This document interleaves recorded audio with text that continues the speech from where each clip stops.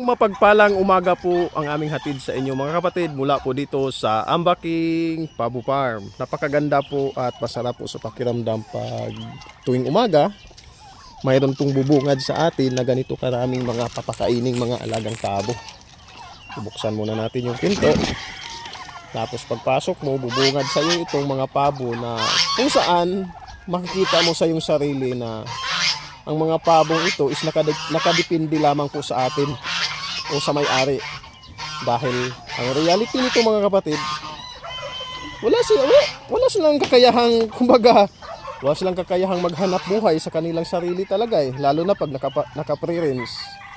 Kumbaga, nasa sa atin po talaga yung kailangan, paraan at diskarte na gagamitin kung paano tayo makapagpakain sa kanila. So, reality po talaga, kahit saang anggulo mo titingnan, once mag-alaga po tayo ng pabo, kaakibat na po talaga ang problema kung saan po tayo kukuha ng kanilang pagkain. So bago nyo po pasukin o subukang mag-alaga ng pabo mga kapatid, isa po yan sa dapat i-assist natin sa ating sarili na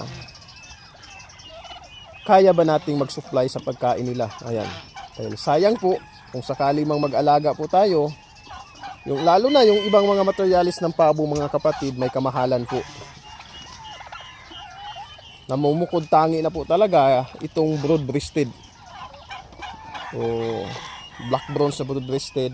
Yan. So sa lahat ng klase ng pabo, ito pong broad-breasted ang may kamahalan. So kasunod na po dyan, Bourbon Red, hybrid na semi-pure, tapos itong upgraded. Ang nasa mababa na level talaga is yung kung maliliit na klase ng pabo, yung local turkey. Actually, wala namang local turkey, pero parang classification na lamang po yan sa maliliit na klase ng pabo. Lalo na pag dito sa Visayas, pag tinawag na native, so paanong klase po yan ng pabo, is yun, ang tinutukoy po yan is yun pong maliliit na klase ng pabo sa mga Bisaya na term. Once makarinig po tayo ng native, yun, maliliit na klase po yun ng pabo o mga hayop. So, ayan naman po mga kapatid, yan po yung kaunting maibahagi at maishare ko po sa inyo ngayon.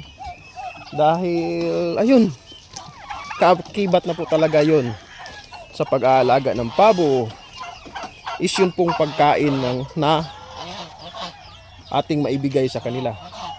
Salamat sa Diyos dahil sa katagalan ko sa pagpapabo mga kapatid, may mga iba-ibang paraan na po akong natry at nasubukan